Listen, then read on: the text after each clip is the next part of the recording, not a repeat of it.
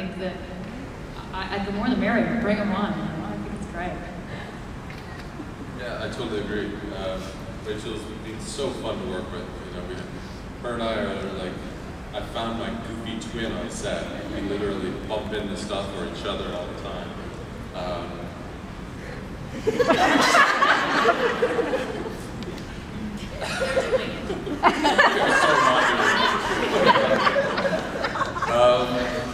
As far as like honestly, like Zoe says, the writers do such a great job of always surprising us. So I kind of like the idea of, you know, the love triangle like consummating itself, but okay, that's thinking for our producers. I don't know, I'll probably still be pining after Bo, and keep the secret, of course. Power. Really stoic. But I'm sure they'll find some ways of getting me to step out of my comfort zone too. So I'm looking forward to it. I don't know. And as far as Rachel, she's a little bit of salsa on top. We'll see what happens. That was a totally roundabout way of not saying anything. Hi, I had a question. I've always had this fascination with the wall in Dr. Lawrence's apartment. Does it smell? We like to roll around naked on that wall. So yeah, it smells horrible. I don't actually think I've ever smelled it. Believe it or not. Bryce has peed in it a few times. My apartment is so crazy because pictures of women making out with each other. Like, every time I go in there and I'm like, do people have this stuff on their walls normally? Is this usual? And then a huge wall of grass, and like, I love the apartment. I think it's awesome, but it's very specific to my character. Some fan, I think, came up with the idea that the original Ash, who was sort of botanical in his qualities, is actually in that wall thing, kind of like Han Solo's in the car thing. Yeah, I thought that was pretty fun too. In which case it smells. Like a dude who hasn't washed in 3 seasons. Okay, hi, I'm a big fan, by the way. I wanted to know, is there a dream role, say in a book or a comic book, or a role that's already been portrayed that you were like, oh man, I really wish I could do this, or be this character? There's been a few over the years, I guess. But because there's such painful things to think about, I usually forget about it quickly. Curse you, rat, Mystery Legends of the Fall. Curse you, that fella that I don't even know your name, please. In Game of Thrones, please, Lannister, Jaime Lannister. Who's that actor, by the way? Nicholas? Yeah, that guy. You guys go get him? No, he does a great job. He's got a far better chin for that role than I do. I mean, I'm totally wrong for it, but I always loved Wolverine growing up. I'm a blonde, fuzzy guy, come on. He's supposed to be 5'2". Yeah. But I think Hugh does a great job as well. So. I don't know, there's been a lot. It's hard to pin it down. Yeah, I like superheroes or something. Green Arrow.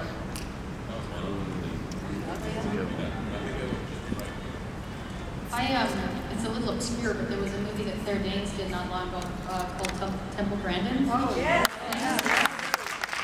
And I mean, she did such a beautiful, brilliant, layered, complicated performance that I wouldn't even nearly want to touch it. But that role is such a fantastic role. And then the character that it's based on, who's obviously, she's a real person who's autistic.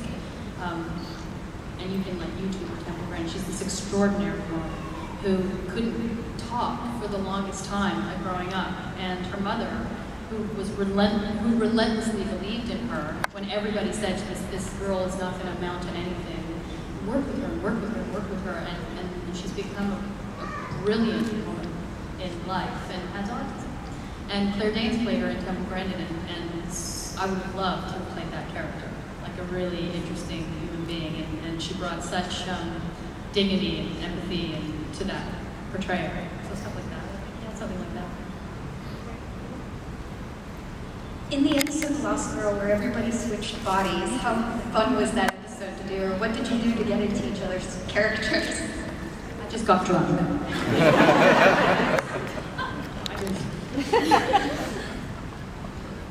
Well, I don't know. I mean, like I didn't get the opportunity to study anybody. The guy who I was playing, he only did a few minutes of a scene. I don't even think it was like a minute of a scene that I sort of had to then take what I saw from him and create Reynard. And it was one of the more challenging things I've had to do because just, you know, it was really out there. The character was so out there, and I really had to abandon any sense of being self-conscious and just being self-aware and just go for it. And it was one of those characters that you just have to, you really have to check your ego at the door. When they say action, you have to go 1,000%. And so, you know, I can't really watch it, to be honest with you. It makes me want to sort of kill myself, but it was a good challenge. And I was the opposite. I had so much great footage. Ksenia to work with. You know, Ksenia, she's fantastic. I would go over to her apartment, her mom would film us, swap roles back and forth. She would give me little tips, and then I would just watch her body language, you know, and she always kind of tucks up. She's like a little cat. She would kneel on the bar. It's kind of awkward to get my 6'2" frame kneeling on the bar. I think it worked out well. Cheers to Ksenia. Obviously you're sitting here in just day-to-day clothes, but your costuming in the show is so fantastic. And so I'm curious how comfortable you are in that, how much control you have over that, and how you like the costuming or don't like it, what you would change. Well, I mean, the real costume designer of the show, the one who started is Ann Dixon, and she had a great vision. You know, she would build a lot of things custom, but she was also very, you know, she would listen to us when we talked about what we thought about our characters. Or like when I needed something for a fight sequence, you know, she's got me something way too tight. She would really adapt it so that I could move. Or when we did the flashback scenes, you know, she was great. We built a whole look about where these guys had come from. And, you know, it was a sort of mixed genre thing. It wasn't really authentic. The old world was sort of like fade up. But she had this great gift of bringing, you know, this sort of supernatural to the historical pieces. Like all the vests that Dyson wear, they're all custom made, that she designed them. And she has a great bunch of seamstresses that work together and build. And now our new Marie Landry. She's really taken it to another level. She's brought a little more elegance, a little more fashion into it, and I know that Zoie, for one, has appreciated that. Yeah, you know, it's fun. I mean, Ann Dixon is there aren't enough words. She's such an extraordinary costume designer. And they're really lovely about, you know, taking our preferences into account. You know, there's no sort of militant, you must wear this. Everybody, if there's something that is not feeling right or is not feeling the character, you're welcome to kind of bring it up. And they're really great about that. And then Noreen, because she's just a different human being, has brought some other vibe to it. And it's been kind of fun to get that too, you know, to get another kind of bunch of outfits that Lauren can wear. Hi. I'm new to Lost Girl. I actually just consumed the last 3 seasons in the last 2 weeks. So I really enjoy the show. Actually, it's a really interesting question. You might get it a lot. But seeing the show, I realized, how do you guys manage to be so hot? Like, you just hot all the time. Like, both of you just glorious. So I was wondering, you guys get that question? Well, as you can see, that it's all the professionals that we work with. This is the real deal. Bumhole, diarrhea, that's it.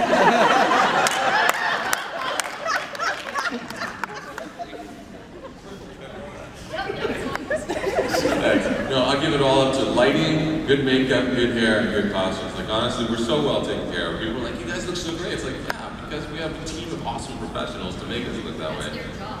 Yeah, you know, and then we have, you know, David Green, who's a brilliant cinematographer, and he puts us in these really soft, warm lights that make any blemish disappear. Like, yeah. I was actually watching because I'm catching up on the episodes to make sure that I'm prepped for this season, and I was looking, I was going, damn, you look pretty good. And then I looked in the mirror, I'm like, wow, gotta love showbiz. Lighting is pretty much everything.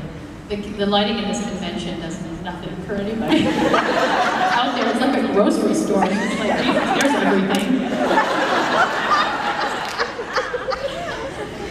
So I also have recently been watching on Netflix, and especially somebody here in Texas, where we have such a Texas identity, the ideas that you guys play with is it Canada, is it America, is it Amsterdam? So what city do you guys think Lost Girl is set in? It's in your city. I don't know. What city is it? It's actually in Des Moines.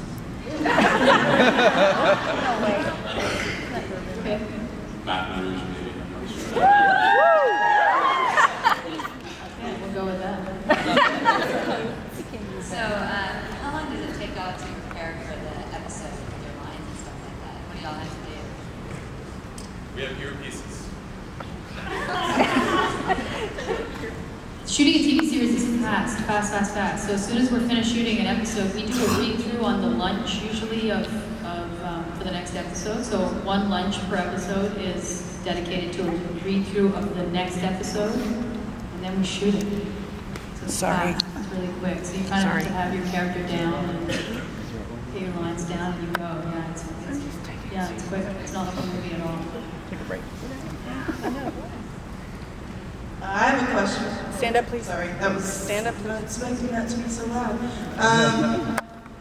This one's for Zoe. I just wanted to know, you said you got surprises with Lauren's backstory, and you said that it kind of affected the way some decisions you made with acting with her and how she was portrayed early on. Is there anything you would go back and change if you had the privilege of her backstory from the beginning?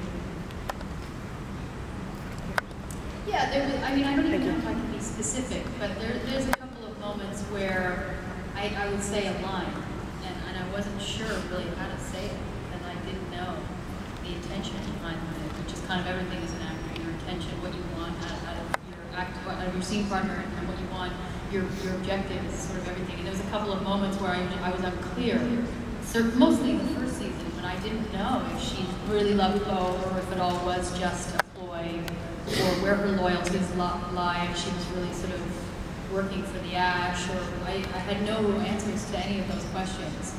But I think it worked out okay. I think I had to play stuff really on a line a lot. I really had to play stuff in a way that if anything was revealed, it was fine that I sort of said it that way, or, you know, there was a lot of that going on. But she's a lot clearer now to me, the character. She's still sort of mysterious, but I think we understand she is inherently good, and she has both best interests at heart now. I think we know that, unless something changes, which it could, I don't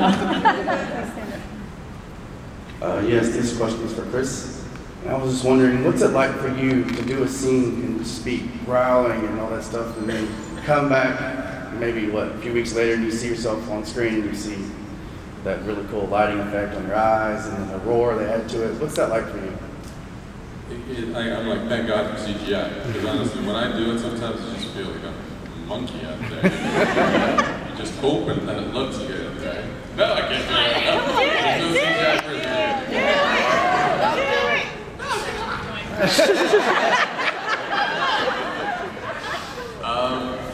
Yeah, you know, when you see it all come together, it's great. You know, when you're on the day, you just trust that you're like, it's all energy. You're just like trying to get into the superhuman energy zone.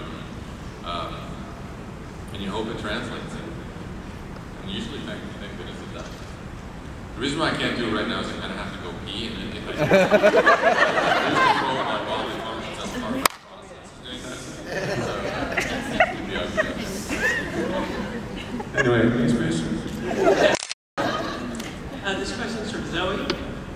We've heard the story that Jay Fireshow tells about Kris's audition, so we know what scene he did. There's 4 scenes in the pilot with you and Bo. Which one of those was your audition scene?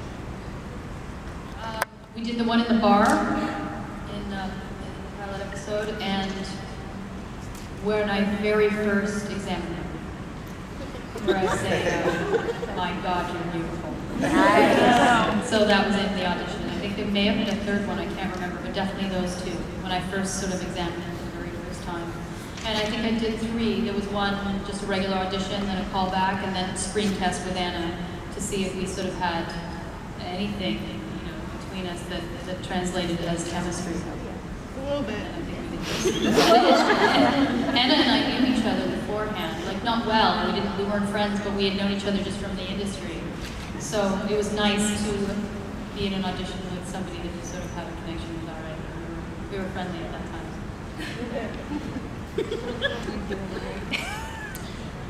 Is there any blooper material which you'd like to share with us? There's all the blooper material. I think they did a blooper reel for season 2, which I think is out on the web, right? Find it? And unfortunately, they haven't made one for season 3 yet. No, they probably will. Yeah. There's always bloopers. We don't do one scene. I don't think there's a scene I've shot where we haven't messed up. Yeah. Yeah. We're either falling down, bumping into each other, something's not right. Sex scenes have a lot of wardrobe mishaps, often, where you show too much, or the camera catches the side of the pasty. There's a lot of those moments where you're strategically trying to make out with somebody, but place your arms in such a way that it's like insane. There's nothing normal about it. So there's a lot of wardrobe malfunctions for sex scenes. And then where you...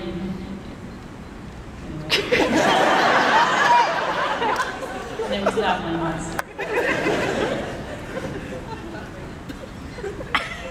No, I'm good.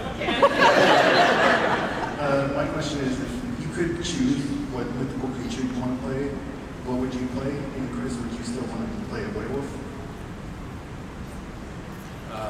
Fake creature would you want to be, and what I want to be wolf? Yeah, you know what? I love doing the wolf. It's great. Yeah.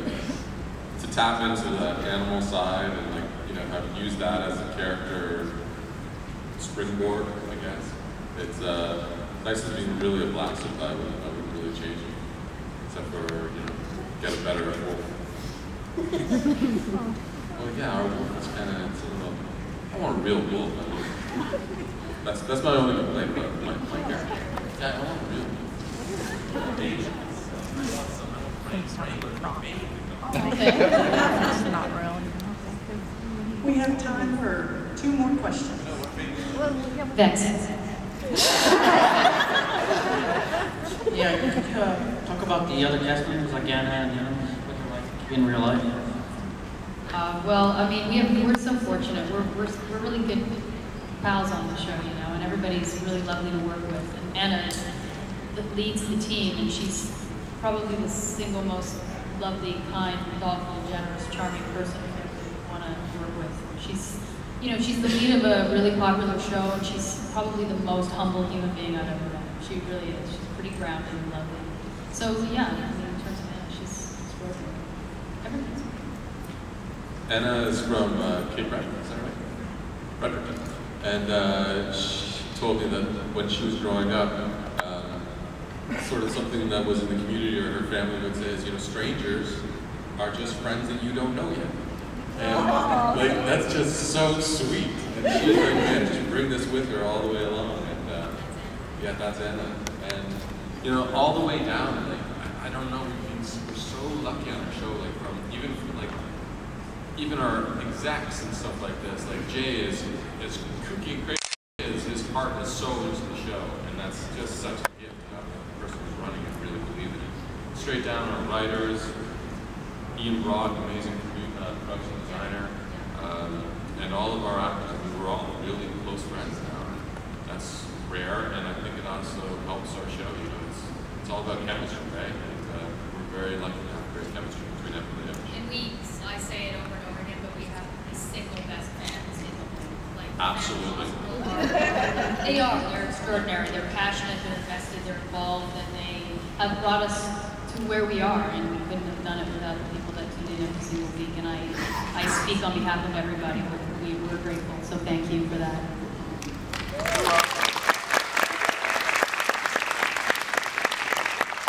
Ladies and gentlemen, we've reached the end. We have this last question. better be the best question. Go. I told her, no pressure. Merchandise. There is no merchandise online by Oscar. No t-shirts, no jewelry, no dolls. Do you know anything about that coming up? I mean, we have no information on it. I mean, I guess that's sort of something the producers have to do. Do you know anything? I don't either. I would say, is Jay on Twitter? You know? I would say email Law School, because I know Jay Firestone is very interested in that world, you know, and I know he wants to do stuff. He played around with a little sort of mobile game this year, the Law School app. But I know he wants to continue, he wants to brand it, and he potentially will do a feature film down the road. I don't know, but yeah, put that out there. We'll mention it. Yeah.